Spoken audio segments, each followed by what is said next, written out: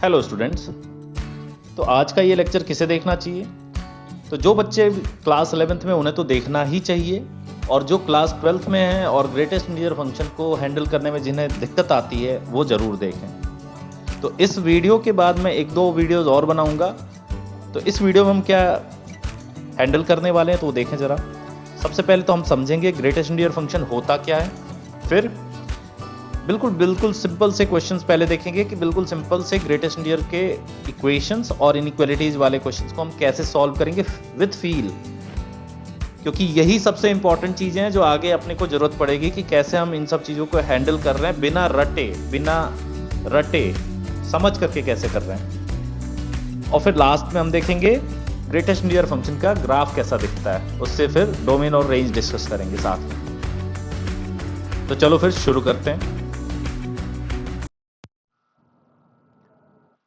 तो सबसे पहले तो ये कि ग्रेटेस्ट इंटीजर फंक्शन का नोटेशन कैसा होता है। तो ग्रेटेस्ट इंटीजर फंक्शंस को दो स्क्वायर ब्रैकेट से रिप्रेजेंट करते हैं, और इसको कई बार ग्रेटेस्ट इंटीजर फंक्शन को शॉर्ट में g.i.f से भी रिप्रेजेंट करते हैं। और तो कई बार ऐसा होगा क्वेश्चंस में कि ऐसा साइन एक्स के बाद अगर ये ब्रैकेट्स यूज हुए हैं तो फिर हमें बताया जाएगा कि this bracket represents greatest integer function. जब ऐसा बताया जाएगा तब हम मानेंगे कि ये ब्रैकेट ग्रेटेस्ट इंटीजर फंक्शन को रिप्रेजेंट करता है। अदरवाइज ये ब्रैकेट नॉर्मल ब्रैकेट जैसे भी हो सकते हैं जो तुम प्रीवियस क्लासेस क्लास 9 10th इन सब में जो यूज करते थे, ऐसा हो सकता है। ग्रेटेस्ट इंटीजर फंक्शन का एक और नाम है जो बहुत रेयर केसेस में यूज होता है, जिसे हम फ्लोर फंक्शन बोलते हैं। तो हमारा जो ग्रेटेस्ट इंटीजर फंक्शन है वो देखें तो y equals to F X is equals to, ये जो सिंबल है ये भी मैंने बताया, इसे हम ग्रेटेस्ट इंटीजर फंक्शन बोलेंगे। जो फ्लोर फंक्शन होता है कभी कभी रेयर केस में ये सिंबल भी यूज हो सकता है, ये भी ग्रेटेस्ट इंटीजर फंक्शन को ही रिप्रेजेंट करता है, और यहाँ पे इसको फ्लोर फंक्शन के जैसे हम समझ सकते हैं। ये जैसा दिख रहा होगा ये फ्लोर पे आके रुक जाएगा x, उस तरीके से याद कर सकते हो। यहां पर ग्रेटेस्ट इंटीजर फंक्शन की डेफिनेशन दी लिखी हुई है।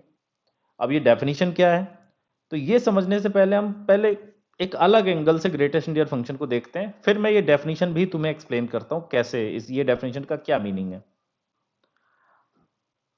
तो पहले प्रीवियस क्लासेस में तुमने पढ़ा होगा, कभी ना कभी तुम्हारे सामने ऐसे नंबर्स आए होंगे, पूछा होगा किसी ने कि जैसे ये 5, लेट से 5.2 एक नंबर है, तो आप 5.2 का इंटीग्रल पार्ट बता दो और फ्रैक्शनल पार्ट बता दो, तो तब आप बताते होगे कि इसका इंटीग्रल पार्ट 5 है और इसका फ्रैक्शनल पार्ट जो बच जाएगा वो 0.2 हो जाएगा। वैसे अगर आपसे कोई पूछ ले कि 7 का फ्रैक्शनल पार्ट और इंटीग्रल पार्ट कितना होगा, तो 7 एक इंटीजर है तो उसका पूरा का पूरा जो पार्ट होना है वो इंटीग्रल ही होगा, और फ्रैक्शनल पार्ट इसका 0 हो जाएगा। वैसे ही किसी ने पूछा -3 का,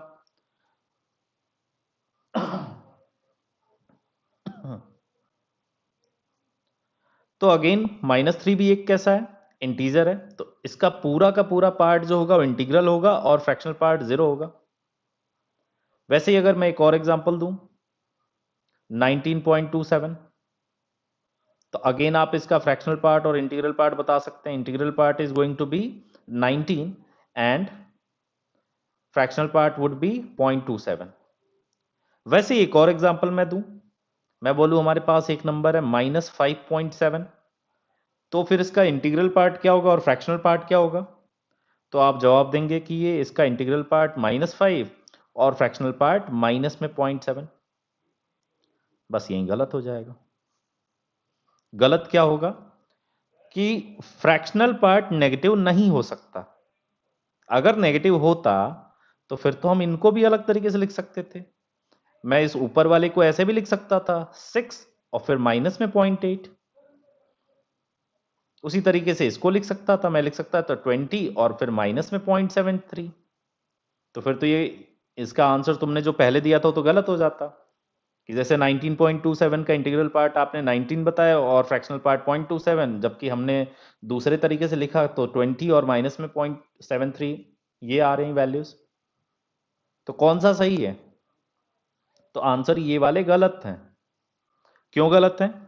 क्योंकि फ्रैक्शनल पार्ट जो होता है वो नॉन नेगेटिव होता है, नेगेटिव नहीं हो सकता। जीरो हो सकता है पर नेगेटिव नहीं हो सकता। ओके, तो फ्रैक्शनल पार्ट नेगेटिव नहीं हो सकता, तो फिर इसको सही से कैसे लिखेंगे? सही तरीका क्या होगा? तो सही तरीका इसका हो जाएगा, इसे लिखेंगे हम -6 + 0.3। ओके, आई होप थोड़ा समझ में आया हो। तो चलो एक और एग्जांपल देख लेते हैं। अगर -12.1 लूं, अब सोचो जरा इसका इंटीग्रल पार्ट और फ्रैक्शनल पार्ट कितना होना चाहिए। तो आई होप अब आपने सही कर लिया होगा, और इसका इंटीग्रल पार्ट हो जाएगा -13 एंड जो फ्रैक्शनल पार्ट होगा वो हो जाएगा 0.9, 0.9, ना कि 0.1। अगर किसी ने गलती से ऐसा लिख दिया तो फिर तो उसकी सारी कैलकुलेशन ही गलत है। आप चेक कर सकते हैं, अगर -12 में 0.1 अगर हम ऐड करेंगे तो क्या वो -12.1 आएगा? तो आंसर है नो, ये तो -11.9 हो जाएगा। तो ये वाला तरीका रॉन्ग है and this one is correct. तो मुझे इस एंगल से बताने का क्या मतलब है? तो कहानी ये है कि अगर आपको इतनी चीज पता थी, अगर पहले से पता थी, एक्सेप्ट ये शायद आपको ना पता हो कि फ्रैक्शनल पार्ट नॉन नेगेटिव होता है, जो मैंने अभी बता दिया, तो अगर इतना तुम्हें समझ में आ गया तो तुम्हें दो फंक्शंस पता चल गए, सीधे तुम्हें दो फंक्शंस की जानकारी हो गई। कौन से फंक्शंस? तो यहां पे देखें, ये जो लिखा है तुमने, जो इंटीग्रल पार्ट लिखा है,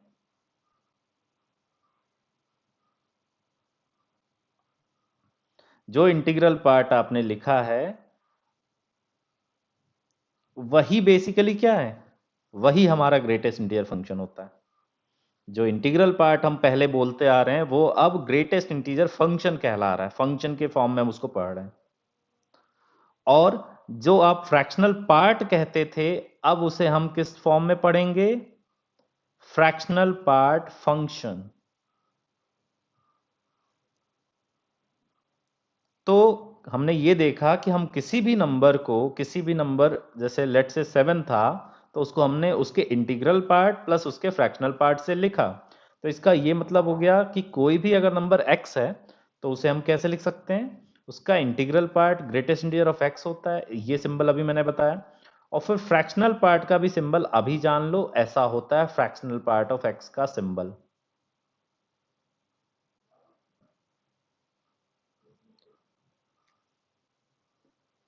तो ये हमारा ग्रेटेस्ट इंटीजर ऑफ x हुआ। तो अगर तुम्हें ये पता है तो काफी हद तक तुम्हें अच्छे से आ गई हैं चीजें। अब उसको कैसे स्ट्रीमलाइन करना है, उस इस ये जितनी चीजें समझ में आई उसको कैसे प्रॉपरली यूज करना है, वो धीरे धीरे करके देखते हैं, और कुछ नए एंगल से भी इसको सोचते हैं ताकि और बेटर अंडरस्टैंडिंग हमारी होती जाए। तो अभी जितना मैंने बताया उससे आप इनके आंसर्स जरा ट्राई करो, एक बार वीडियो पॉज करो और इनके आंसर्स निकालने की कोशिश करो। अब एक बार इन सबको वेरीफाई करो और वेरीफाई करके ये देखो कि क्या कौन कौन सी वैल्यूज तुम्हारी सही आ रही हैं, जो तुमने सोचा और जो मैंने बताया उनमें से कौन सी वैल्यूज तुम्हारी मैच कर रही हैं।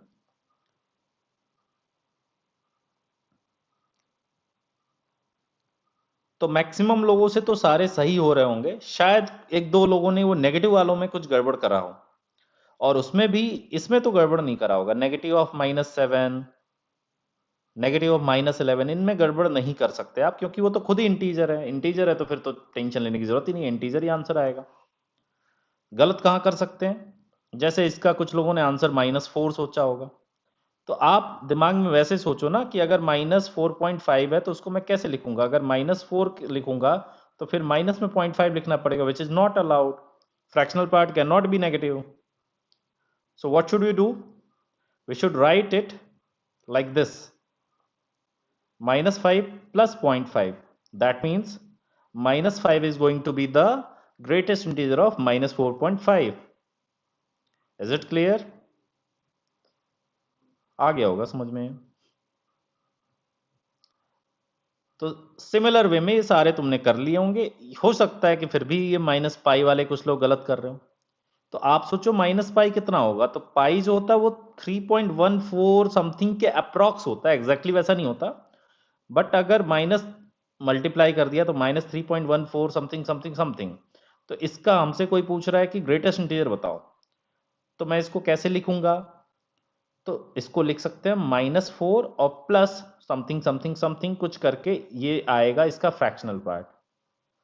अब यहाँ पर बहुत सारे लोगों के मन में आ सकता है कि नहीं ऐसे कैसे सोचेंगे, हमें वो वैल्यू तो पता नहीं है, या एग्जैक्ट वो वैल्यू क्या होगी जो यहाँ पे लिखा जाएगा। तो वो सब मैं आपको फ्रैक्शनल पार्ट वाला जो वीडियो बनाऊंगा उसमें आप देख सकते हो, वहां पे इजीली आपको समझ में आ जाएगा। और अब इस तरह के क्वेश्चंस में ही हमें दिक्कत आएगी कि जितना मैंने बताया उससे थोड़ा सा हो सकता है कि क्लैरिटी ना आए। तो क्लैरिटी को और बढ़ाने के लिए कि हम और बेटर वे में कैसे समझ सकते हैं, कैसे इसको टैकल कर सकते हैं, तो उसके लिए मैं तुम्हें दूसरा विजुअलाइजेशन इसमें बता रहा हूं कि कैसे हम इसको विजुअलाइज कर सकते हैं कि इसका आंसर क्या होना चाहिए था। जैसे लास्ट वाले के लिए स्टार्ट करते हैं, चलो। बेटर विजुअलाइजेशन के लिए हम इसकी जो डेफिनेशन है उसका यूज करेंगे। सबसे पहले तो ये डेफिनेशन समझ लेते हैं क्या कहना चाह रहा है। ये कहना चाह रहा है कि अगर इस फंक्शन ग्रेटेस्ट इंटीजर के अंदर अगर आपने x इनपुट करा तो वो फंक्शन क्या आउटपुट देगा, वो मशीन क्या आउटपुट देगी? तो वो या तो इक्वल टू x, जो भी हमने नंबर इनपुट करा होगा या तो उसके इक्वल दे देगी आंसर, या less than greatest integer, x से छोटा जो ग्रेटेस्ट इंटीजर होगा उसके इक्वल आंसर दे देगा। अगेन ये डेफिनेशन अभी भी उतने बेटर वे में नहीं समझ में आ रही होगी, तो मैं आपको विजुलाइज कराता हूं, देखो कैसे। हम चलते हैं नंबर लाइन पे। नंबर लाइन बहुत काम की चीज है, नंबर लाइन से हम बहुत ज्यादा हेल्प ले सकते हैं। जैसे सपोज मुझसे चाहिए था 3.1 का ग्रेटेस्ट इंटीजर, और एक है मान लो 5 का ग्रेटेस्ट इंटीजर, और एक है मान लो -2.7 का ग्रेटेस्ट इंटीजर। तो वैसे तो तुम इन सब के आंसर्स डायरेक्टली बता सकते हो, फर्स्ट वाले का 3 हो जाएगा, अगले वाले का 5 और लास्ट वाले का -3। पर हम इसे रियल नंबर लाइन से कैसे समझ पाएंगे, तो वो देखो। अगर तुम्हें चाहिए सबसे पहले 3.1 का ग्रेटेस्ट इंटीजर, तो आप 3.1 को प्लॉट करो कहां पे? नंबर लाइन पे। तो नंबर लाइन पे अगर हमने 3.1 को प्लॉट करा तो मैं सबसे पहला सवाल खुद से पूछूंगा कि क्या 3.1 एक इंटीजर है? क्या 3.1 एक इंटीजर है? तो ऑब्वियसली नो, 3.1 एक इंटीजर नहीं है। तो फिर क्या हो जाएगा? तो ये जो मशीन है ये इसको धक्का देगी, ऐसे ऐसे धक्का देगी। जो ग्रेटेस्ट इंटीजर मशीन है बोलेगी तो इधर चल, किधर की तरफ? लेफ्ट की तरफ धकेलेगी। और उसको बचा कौन सकता है? अब अगर मशीन अगर लेफ्ट की तरफ धकेल रही है तो कौन बचाएगा उसको? तो उसके लेफ्ट में जो सबसे बड़ा इंटीजर होगा, तो इसके लेफ्ट में देखें इंटीजर जरा हम देखें तो कितने हैं। 3.1 के लेफ्ट में 3 है, 2 है, 1 है, 0 है, -1, -2 अप टू नेगेटिव इन्फिनिटी। ऐसे बहुत सारे इंटीजर्स होंगे। तो इतने सारे इंटीजर्स में सबसे बड़ा वाला कौन सा है? तो ऑब्वियसली सबसे बड़ा वाला कौन सा है? 3 है। तो इसलिए इसका आंसर कितना आ रहा है? 3 आ रहा है। आई होप चमक गया होगा क्या समझा रहा हूं मैं। फिर से समझ लो। 3.1 का अगर मुझे ग्रेटेस्ट इंटीजर चाहिए तो मैं क्या करूंगा? नंबर लाइन पर उस नंबर को प्लॉट करूंगा और सबसे पहले सोचूंगा कि क्या 3.1 एक इंटीजर है? तो आंसर है नो। अगर 3.1 इंटीजर, इस केस में इंटीजर नहीं है, तो हम 3.1 के लेफ्ट में इंटीजर्स देखेंगे। कौन कौन से इंटीजर्स 3.1 के लेफ्ट में होंगे? तो 3, 2, 1, 0, -1, -2 ऐसे करते करते इनफाइनाइट नंबर ऑफ इंटीजर्स होंगे। पर उनमें से आंसर कौन सा होगा? तो जो सबसे बड़ा इंटीजर, यहां लिखा ना हमने, क्या लिखा है? ग्रेटेस्ट इंटीजर लेस देन और इक्वल टू एक्स। तो एक्स से छोटा ग्रेटेस्ट इंटीजर जो होगा वही आंसर हो जाएगा इस पर्टिकुलर केस में। तो 3.1 से छोटा कौन है? 3। तो ये इसका आंसर है। अगेन हम सेकंड वाले क्वेश्चन में बात करें, जैसे 5 की बात करनी, तो ये रहा 4 और ये रहा 5। तो 5 को हमने प्लॉट करा नंबर लाइन पर, और फिर हम सबसे पहले क्या देखेंगे कि क्या 5 एक इंटीजर है? तो आंसर यस, 5 एक इंटीजर है। तो फिर कोई चिंता की बात ही नहीं है। अगर वो एक इंटीजर है तो वही आउटपुट आ जाएगा। हमारा ये जो फंक्शन है हमारे सामने ग्रेटेस्ट इंटीजर, वो उसकी वर्किंग बहुत ईजी है। अगर उसके अंदर आप इनपुट करते हैं एक इंटीजर तो कुछ नहीं करता, जो चीज आप इनपुट करेंगे एज इट इज जाने देगा। पर अगर उसके अंदर अगर आप एक नॉन इंटीग्रल वैल्यू इनपुट करेंगे तो फिर क्या करता है, वो लेफ्ट की तरफ ढकेल देता है उसको। और फिर उसको बचाता कौन है, रोकता कौन है? तो जो सबसे बड़ा इंटीजर होता है उसके लेफ्ट में, वही उसकी जान बचाता है और वही उसका आंसर हो जाता है। वैसे ही लास्ट वाले को देखें, नेगेटिव वाले में मैक्सिमम लोग शुरुआत में गलत करते हैं, पर उसको भी बहुत इजीली आप विजुलाइज कर सकते हैं, समझ सकते हैं। मुझे -2.7 का ग्रेटेस्ट इंटीजर चाहिए, तो मैं पहुंच जाऊं -2.7 पे। तो आपको बहुत बेटर आइडिया होना चाहिए कि नंबर्स का एक बहुत बेटर आइडिया, क्लियर आइडिया होना चाहिए कि -2.7 कौन से इंटीजर्स के बीच में लाई करेगा। तो आई होप आता होगा सभी को। -2.7 -3 और -2 के बीच में लाई करेगा। तो फिर सबसे पहले मैं क्या चेक करूंगा कि क्या -2.7 एक इंटीजर है, तो आंसर है नो। अगर ये इंटीजर नहीं है तो फिर क्या करेगा ग्रेटेस्ट इंटीजर, इसे ढकेलेगा किधर की तरफ, लेफ्ट की तरफ। और उसको बचाएगा कौन, रोकेगा कौन, 3 उसको रोक लेगा, सॉरी -3। तो इसलिए इस केस में ग्रेटेस्ट इंटीजर कितना हो जाएगा, -3। मैं दोबारा बता दूं, -2.7 को हम नंबर लाइन पे प्लॉट करेंगे, फिर हम सोचेंगे कि क्या ये नंबर इंटीजर है, आंसर है नो, इंटीजर तो नहीं था। तो फिर उसके लेफ्ट में कितने इंटीजर्स हैं, तो आंसर है इनफाइनाइट। उसमें से सबसे बड़ा इंटीजर कौन सा है, तो आंसर है -3। वही हमारा फाइनल आंसर होगा। तो ये ग्राफिकल विजुलाइजेशन सभी को क्लियर है? अगर ये समझ में आया तो फिर हम कुछ क्वेश्चंस करते हैं ग्रेटेस्ट इंटीजर के इक्वेशन और इनइक्वालिटी के, सिंपल से, बिना प्रॉपर्टी बेस्ड। अगले लेक्चर में मैं प्रॉपर्टी वाले क्वेश्चंस भी कराऊंगा, पहले प्रॉपर्टी कराऊंगा, फिर उसके प्रॉपर्टी बेस्ड इक्वालिटीज और इनइक्वालिटीज वाले क्वेश्चन। तो इक्वेशंस और इनइक्वालिटीज सॉल्व करने से जस्ट पहले मैंने ये बोला था ना कि हम ये लास्ट वाला जो 10th वाला, इसको और बेटर समझते हैं, तो एक बार इसको भी देख लो ताकि हमारी विजुलाइजेशन और बेटर होते जाए। तो हमने -पाई को प्लॉट करेंगे कहाँ पे, नंबर लाइन पे। फिर -पाई के लेफ्ट में इंटीजर्स देखेंगे, तो -5 इज अप्रोक्सीमेटली -3.1444 समथिंग। तो अगर इंटीजर्स अगर हम देखें कि लेफ्ट राइट में कौन कौन होंगे, तो राइट में -3 -2 -1 इधर, और लेफ्ट में देखें तो -4 -5 -6 ऐसे।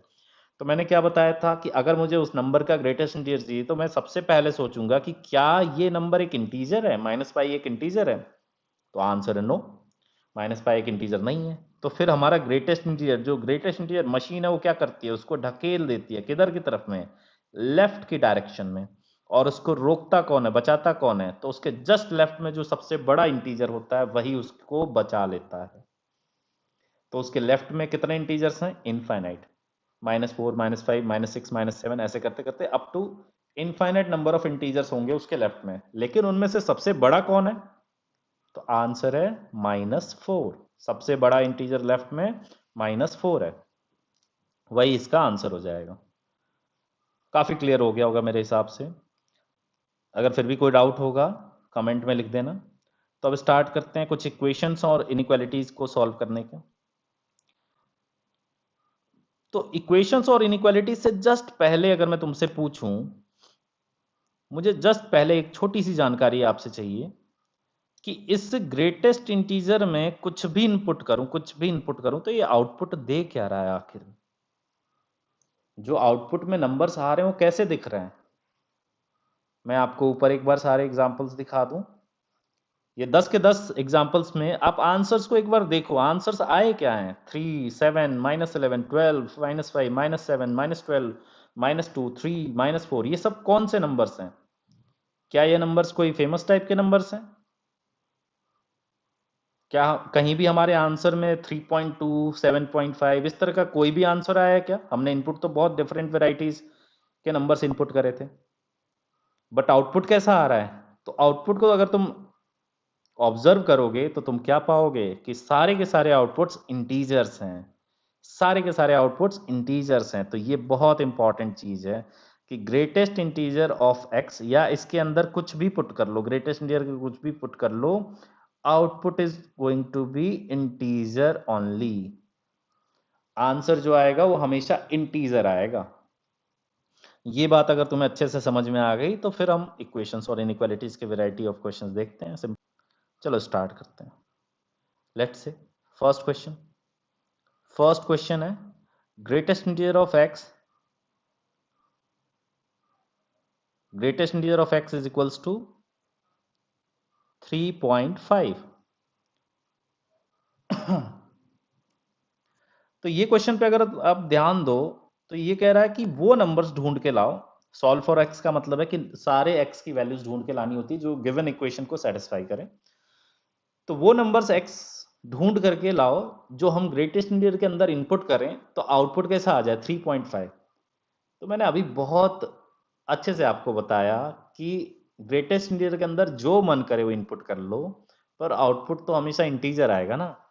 तो अगर हमसे कोई बोल रहा है कि भाई आप इसमें क्या नंबर पुट करोगे कि आंसर 3.5 आ जाए, तो हम बोलेंगे कोई भी ऐसा नंबर पॉसिबल नहीं है। तो मैं इसको बोल सकता हूँ इसमें नो सॉल्यूशन होगा इस इक्वेशन का, या इसी को लिखने का दूसरा तरीका होता है x बिलोंग्स टू 5। 5 क्या होता है? Null set. एक और एग्जांपल देखते हैं। Second example, suppose greatest integer of x is equals to हमें गिवन है 4। अब ये बताना है कि x कैसा होगा। तो सबसे पहले तो हम सोचेंगे कि क्या ग्रेटेस्ट इंटीजर ऑफ x 4 हो सकता है? बिल्कुल हो सकता है। ग्रेटेस्ट इंटीजर तो आंसर इंटीजर देता है और ये कह रहा है कि 4 के इक्वल हो जाएगी, इंटीजर ही है 4। तो फिर कैसे सॉल्व करेंगे, x कैसे ढूंढेंगे? तो इस टाइप के क्वेश्चन सॉल्व करने के लिए बेस्ट अप्रोच है अपना ग्राफिकल। मुझे नंबर्स ग्राफ पे ही रियल नंबर लाइन पे ढूंढ लेने हैं। तो मुझे समझ नहीं आया कि मैं कैसे सोचूं। तो मैं चला गया सबसे पहले किसके पास? 4 के पास, क्योंकि यहाँ पे 4 से ही रिलेटेड कुछ बात हो रही है। तो मैं सोचूंगा क्या 4 मेरा आंसर हो सकता है? मतलब मैं 4 इनपुट करके देख लूं तो 4 का ग्रेटेस्ट इंटीजर 4 आएगा क्या? बिल्कुल आएगा। वो तो एक खुद ही इंटीजर है, तो इंटीजर है तो वही आउटपुट आएगा। फिर अगर मैं लेफ्ट की तरफ जाऊं, 4 के लेफ्ट में अगर चला गया, जस्ट लेफ्ट में कोई सा नंबर उठाया, लेट से 3.99999 ऐसा कोई नंबर उठाया, तो क्या उसका आउटपुट 4 आएगा? तो आंसर है नो। तुम्हें तो याद होना चाहिए, अगर हमने एक नॉन इंटीग्रल वैल्यू पुट करी तो क्या करेगा हमारा ग्रेटेस्ट इंटीजर? उसको ढकेल देगा इधर लेफ्ट की तरफ, और जाके कहां पे अटकेगी फिर गाड़ी हमारी? 3 पे। तब तो ग्रेटेस्ट इंटीजर 3 आ जाएगा। हमें 3 चाहिए क्या? नहीं, हमें क्या चाहिए? हमें तो 4 चाहिए। तो इसका मतलब है कि इधर लेफ्ट में तो कोई नंबर काम का नहीं हो सकता। चलो फिर मैंने सोचा 4 के जस्ट राइट में कोई सा नंबर काम का हो सकता है क्या? क्या 4.1 चलेगा? 4.1 अगर मैं नंबर यहाँ पे पूछूं कि क्या इस इक्वेशन को सेटिस्फाई करेगा, तो ऑब्वियसली करेगा। 4.1 जो है एक नॉन इंटीग्रल वैल्यू है, और हमारा ग्रेटेस्ट इंटीजर उसको ढकेल के कहाँ लाएगा? इस इंटीजर पे 4 बना देगा इसका। 4.1 इनपुट करोगे, ग्रेटेस्ट इंटीजर ढकेल करके 4 पे पहुंचा देगा और आंसर हमारा 4 आ जाएगा। मतलब 4.1 काम का नंबर है। फिर कहां तक? तो 4.9999 भी अगर तुम लोगे तब भी वो ढकेल करके 4 पे पहुंचा देगा। मतलब 5 से पहले तक के, 5 से ध्यान देना, थोड़ा सा ध्यान देना यहाँ पे, 5 से पहले के सारे नंबर्स को क्या करेगा? 5 से पहले के सारे नंबर्स को ढकेल करके लाके यहाँ पे 4 पे रख देगा। तो ग्रेटेस्ट इंटीजर क्या आ जाएगा? 4 आ जाएगा। तो इसका ये मतलब हो गया कि 5 तक के तो सारे नंबर्स अपने काम के हैं। ठीक, पर मैं ये जानना चाहता कि क्या 5 भी मेरे काम का है? तो जरा सोचूं, 5 अगर मैं इनपुट करूंगा तो 5 कैसा? एक इंटीजर है, और ग्रेटेस्ट इंटीजर इंटीजर के साथ तो कुछ करता ही नहीं है, जो इनपुट करो वही आउटपुट देता, तब तो आउटपुट 5 आ जाएगा। तो क्या मुझे ग्रेटेस्ट इंटीजर की वैल्यू 5 चाहिए? आंसर है नो। 5 तो मेरे काम का नंबर नहीं है। तो अगर 5 काम का नहीं है तो 5 के राइट का भी कोई नंबर काम का होगा? बिल्कुल नहीं होगा। तो इसका मतलब क्या हुआ कि हमारे काम के नंबर्स कौन से हैं? तो यहां से ध्यान देना, 4 से लेकर के 5 तक। 5 पे ओपन, 4 पे closed. So the answer is going to be x belongs to, यहाँ पे एक दो आंसर्स नहीं है, इनफाइनाइट आंसर्स हैं, और हम लिखेंगे x belongs to 4 to 5। And 5 पे क्या रहेगा? 5 पे ओपन हो जाएगा। रीजन 5 पे ओपन क्यों होगा? क्योंकि 5 का ग्रेटेस्ट इंटीजर तो 5 होता है ना, हमने वहां पे हॉलो भी लगाया। और अगर तुमने इनइक्वालिटीज वाले जो इंटरवल्स वाले लेक्चर्स देखे हों तो तुम्हें अच्छे से पता होगा कि हॉलो लगाते हैं तो वहां पे क्या आता है, ओपन ब्रैकेट आता है। किसी ने नहीं देखा हो तो एक बार वीडियो जा करके देख लें। आई होप आ गया होगा ये क्वेश्चन भी समझ में। और देखते हैं, greatest integer of x is equals to, लेट से हमारे सामने 7। अब मैं चाहूंगा ये क्वेश्चन तुम लोग ट्राई करो, जल्दी से ट्राई करो एक बार वीडियो पॉज करके।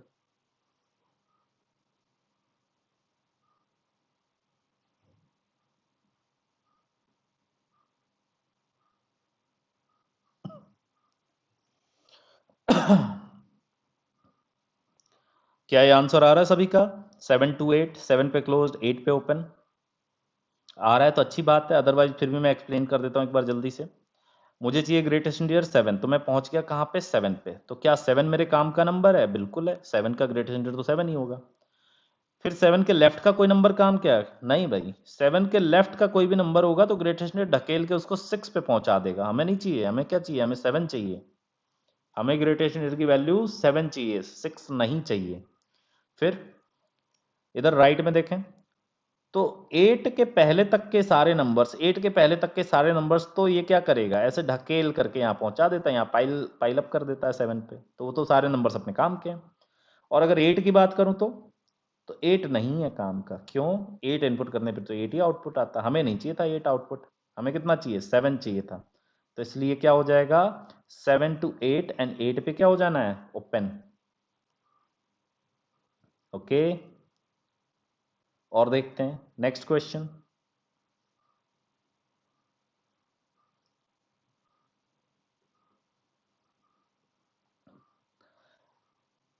अगर ये क्वेश्चन है greatest integer x equals to -4, तुरंत वीडियो पॉज करके ट्राई करो सभी लोग।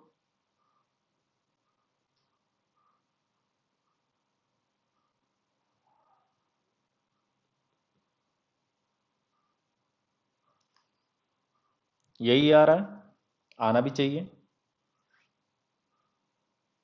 सिंपल क्वेश्चन था। तो ये बहुत सिंपल क्वेश्चंस हो गए। अब क्या करते हैं, हमने इक्वेशन देख ली, इक्वेशन की सिंपल सिंपल समझदारी आ गई होगी। अब इन इक्वेशंस देखते हैं, इनइक्वालिटी के क्वेश्चंस देखते हैं थोड़े। अब ये है greatest integer x is greater than equal to 3। ये सॉल्व करना अपने को, मतलब नंबर लाइन पर वो सारे नंबर्स अपने को चाहिए जिनका ग्रेटेस्ट इंटीजर या तो 3 हो या 3 से ज्यादा हो। तो मैं चला नंबर लाइन पर ढूंढने, तो मैं कहाँ पे पहुंचूंगा, सबसे पहले मैं जाऊंगा 3 पे। और मैंने देखा क्या 3 मेरे काम का नंबर है, तो 3 का ग्रेटेस्ट इंटीजर तो 3 आएगा। चलेगा, बिल्कुल चलेगा। 3 से लेफ्ट में कोई भी नंबर होगा तो ग्रेटेस्ट इंटीजर की तरफ धकेल देगा 2 पे। तो क्या मुझे ग्रेटेस्ट इंटीजर की वैल्यू 2 चलेगी? तो आंसर है नो। मेरा ग्रेटेस्ट इंटीजर कैसा होना चाहिए, या तो 3, नहीं तो 3 से बड़ा, छोटा नहीं चाहिए अपने को। फिर किधर चलें, राइट की डायरेक्शन में चलते हैं। तो राइट में मैं चलते गया, कहाँ तक पहुंचा, 4 तक। तो तुम्हें याद होगा कि 3 से 4 तक के सारे जो नंबर्स होंगे ग्रेटेस्ट इंटीजर क्या करेगा, ढकेल के लाके यहाँ 3 पे रख देगा। मतलब वो अपना आउटपुट हमेशा 3 देगा, 3 से 4 वाले। तो सारे चलेंगे, ग्रेटेस्ट इंटीजर उनकी 3 आएगी वैल्यू। पर पहले क्या था कि 4 अपने काम का नंबर नहीं हो रहा था। अब 4 भी इनपुट करोगे तो 4 आउटपुट आएगा जो कि चलेगा। हमारे ग्रेटेस्ट इंटीजर की वैल्यू 4 भी होगी तब भी चलेगी, 5 भी चलेगी, 6 भी चलेगी, 7 भी चलेगी। दैट मीन्स 4 के राइट वाले भी सारे नंबर्स काम के हैं। कहां तक, up to infinity. Up to infinity सारे नंबर्स काम के हैं। किधर, 3 के राइट में।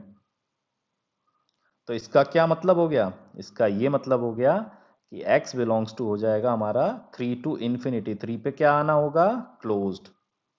इजी था। और देखते हैं, और क्वेश्चन देखते हैं जल्दी से। सपोज अब क्वेश्चन गिवन अपने को, greatest integer of x is less than equal to 5। करो जल्दी से, ट्राई करो एक बार सभी लोग, देखें क्या आंसर आता है।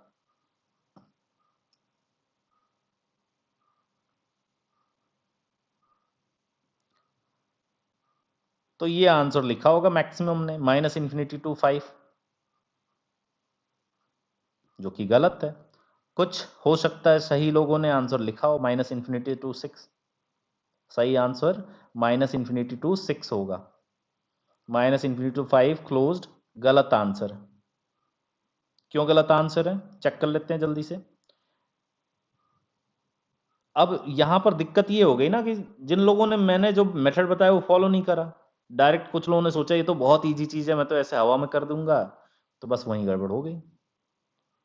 जिन्होंने ये आंसर लाया होगा और जिन्होंने मैंने जो मेथड बताया उससे सोचा होगा, तो फिर वो कर लेंगे आराम से, यही आंसर आना है।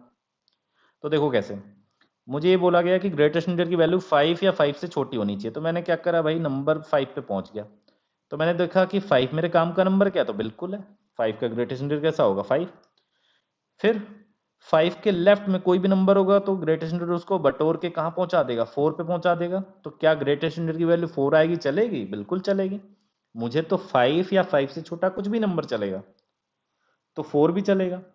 तो ये तो तुम समझ में आ गया होगा तुम्हें कि इधर लेफ्ट के तो सारे नंबर्स काम के हैं, इधर 5 से लेफ्ट के तो सारे नंबर काम के हैं।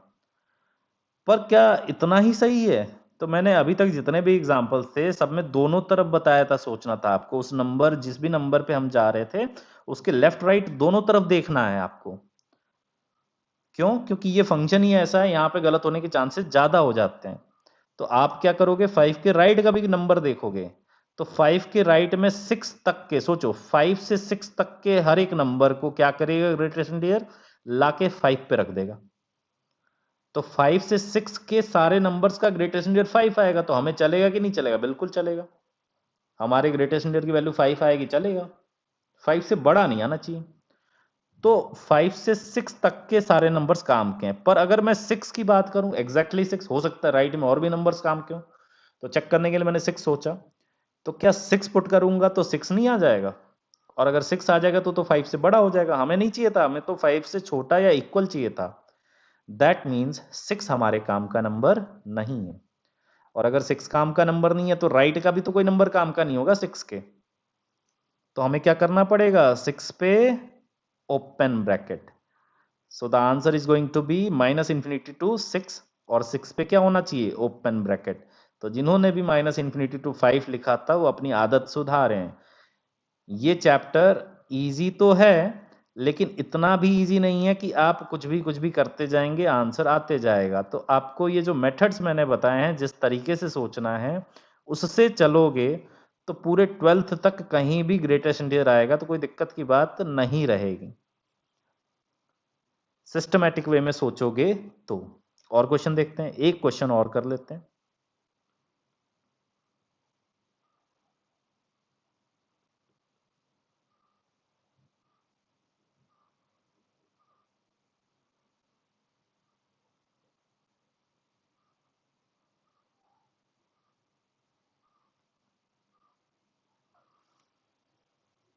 ट्राई करो जल्दी से सभी लोग।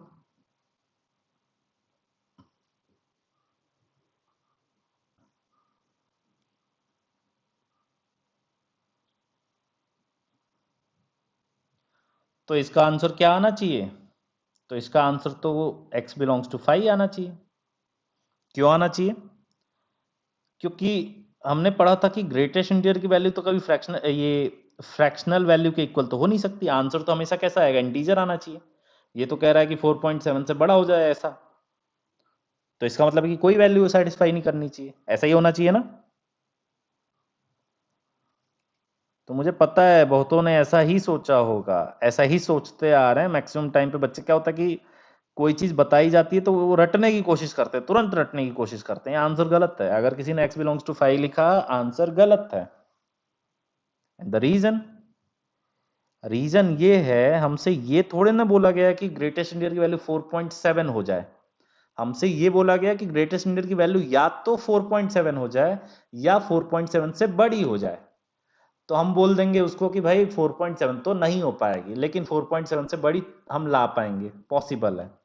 तो ऐसे कौन से नंबर्स हैं, तो सबसे पहले तो ये समझ लो कि चाहे क्वेश्चन ये लिखा हो और चाहे क्वेश्चन ये लिखा हो, बात बराबर है। क्यों, क्योंकि 4.7 तो ग्रेटेस्ट इंटीजर हो नहीं सकता था, और ना 4.8, ना 4.9, ना 4.99। तो ग्रेटेस्ट इंटीजर क्या हो सकता है, 5 या 5 से बड़ा। तो चाहे ये ऐसे क्वेश्चन लिखा हो या ऐसे लिखा हो, बात बराबर है। ऊपर वाला बस कंफ्यूज करने के लिए आपको ऐसा लिख सकता है, जबकि दोनों एग्जैक्टली सेम क्वेश्चंस हैं, दोनों के आंसर्स एग्जैक्टली सेम होंगे। तो हम नीचे वाले को सॉल्व करेंगे। तो यहाँ पे देखो, सबसे पहले क्या करोगे, कहाँ पहुंचोगे आप, 5 पे। और 5 अपने काम का नंबर है, बिल्कुल है। हमें कैसे चाहिए ग्रेटेस्ट इंटीजर, 5 से बड़ा चाहिए। कहाँ तक, कितना भी बड़ा हो सकता है। तो इसका मतलब 5 से राइट के हर एक नंबर काम का है। फिर लेफ्ट में, तो लेफ्ट का कोई भी नंबर लोगे, 5 से जस्ट लेफ्ट का नंबर कहाँ चला जाएगा, 4 पे चला जाएगा उसका ग्रेटेस्ट इंटीजर। तो क्या मुझे ग्रेटेस्ट इंटीजर 4 चाहिए, आंसर है नो। ग्रेटेस्ट इंटीजर की वैल्यू कैसी होनी चाहिए, 5 या 5 से बड़ी होनी चाहिए। सो दैट मीन्स इसका आंसर क्या हो जाएगा, इसका आंसर हो जाएगा 5 टू इंफिनिटी। जिन्होंने भी 5 लिखा है वो गलत है, वो आदत हो गई है उनको रटने की, कि सर ने कुछ ऐसा एक बार बताया तो हमने आगे याद कर लिया कि हाँ हाँ ऐसा क्वेश्चन आता है, तो हम सीधे क्या लगा देते हैं, 5 लगा देते हैं। आपको समझ के चलना है, समझते हुए चलना है। मैं पीछे उसके पीछे लॉजिक भी बताते चल रहा हूँ कि क्यों हम ऐसा कर रहे हैं। तो आप लॉजिक पे हमेशा ध्यान दो। आगे कोई भी अगर वीडियोस देखोगे तो मोस्ट ऑफ द टाइम्स मैं लॉजिक पे ज़्यादा ध्यान देता हूँ, ना कि फॉर्मूले पे। हाँ, कुछ ऐसे भी जगह हैं जहाँ पे हम बहुत ज़्यादा उसके डिटेल में ना जा करके हम उसको एग्जैक्टली याद कर लें तो काम चल जाता है। तो वहाँ मैं बता दूंगा कि हाँ इसको ऐसे याद कर लो। अदरवाइज अगर मैं नहीं बोल रहा हूँ कि इसको रट लो, तो आपको रटना नहीं है, आपको समझ के चलना है। अगर ये समझदारी डेवलप हो जाएगी तो आगे फिर ये 12th में बहुत ज़्यादा ही ग्रेटेस्ट इंडियर के क्वेश्चंस आते हैं। और मैक्सिमम बच्चों को दिक्कत आती है, क्यों दिक्कत आती है, वो रट के चलते हैं। शुरू में रट लेते हैं, ऐसा आता तो ऐसा कर देते हैं, इसमें ऐसे ये वैल्यू आती तो ये आंसर आ जाता है। और फिर उसके बाद जब उन्होंने ये तो याद कर लिया कि भाई इसके अंदर 4.2 होगा तो आंसर 4 आ जाएगा, ऐसे बहुत ईजी है। उनकी बत्तियां गुल हो जाती हैं जब उनके ग्रेटेस्ट इंडियर के अंदर ऐसा कोई फंक्शन आ जाए, x² - 5x+6 आ जाए ऐसा, तो फिर उनके होश उड़ जाते हैं कि अब क्या करें, इसको कैसे हैंडल करें जब ग्रेटेस्ट इंडियर के अंदर ये आ जाएगा। तो आपको रट के नहीं चलना है, आपको ग्रेटेस्ट इंडियर समझते हुए चलना है। आप समझते हुए चलोगे तो ये भी बहुत इजीली हैंडल किया जा सकता है। आप क्लास 12th में ये चीज़ बहुत इजीली हैंडल कर लोगे। अभी मैं जो जो चीज़ें जैसे समझाते जाऊंगा, आप उसी पे टिके रहना है, उसको समझते हुए चलना है। तो आगे बढ़ते हैं। तो लास्ट टॉपिक है हमारा ग्राफ। ग्रेटेस्ट इंडियर फंक्शन का ग्राफ कैसा दिखता है, तो चलो ग्राफ बनाते हैं। तो चलो फिर ग्रेटेस्ट इंडियर का ग्राफ स्क्रैच से बनाते हैं। एक बार अच्छे से बना लेंगे, फिर उससे रिलेटेड चीजें आप याद कर लोगे। यहां पर याद करने की जरूरत पड़ेगी, पर पहले समझ लेते हैं कि ग्राफ कैसे बनेगा। तो तुम्हें ग्राफ बनाने की टेक्निक बहुत पहले से पता होगी कि 9th-10th में ही सिखा दिया जाता है कि ग्राफ कैसे बनता है। तो ग्राफ बनता है इनपुट आउटपुट से। आप इनपुट करोगे तो कुछ आउटपुट आएगा, तो उससे कोई पॉइंट आता है, उसको हम प्लॉट कर देते हैं। कहाँ पे, एक्स वाई प्लेन पे प्लॉट करते हैं। कैसे, ऐसे ढेर सारे इनपुट करोगे, ढेर सारे आउटपुट आएंगे, तो ढेर सारे पॉइंट्स हो जाएंगे हमारे पास। तो उन पॉइंट्स को ज्वाइन कर देते हैं, तो जो कर्व दिखता है वही उस फंक्शन का ग्राफ कहलाता है। ठीक है। पर 9th-10th में जो तुम्हारे सामने ग्राफ होते थे वो जनरली स्ट्रेट लाइंस होते थे। अब 11th में और सीनियर क्लासेस में अलग तरीके के ग्राफ भी हमारे सामने आ सकते हैं, कर्व वाले ऐसे। तो हमेशा ऐसी टेक्निक नहीं काम करती, लेकिन इस फंक्शन में काम कर जाएगी। क्यों, एग्जाम्पल से देखते हैं। सबसे पहले ये हमारा फंक्शन है y = greatest integer of x। हमने क्या पुट करा, मैं स्टार्ट कर रहा हूँ 0 से। 0 इनपुट करेंगे, क्या आउटपुट आएगा, सोचो जल्दी से। आंसर है 0। फिर 0.1 इनपुट करोगे, आंसर क्या आएगा, अगेन 0।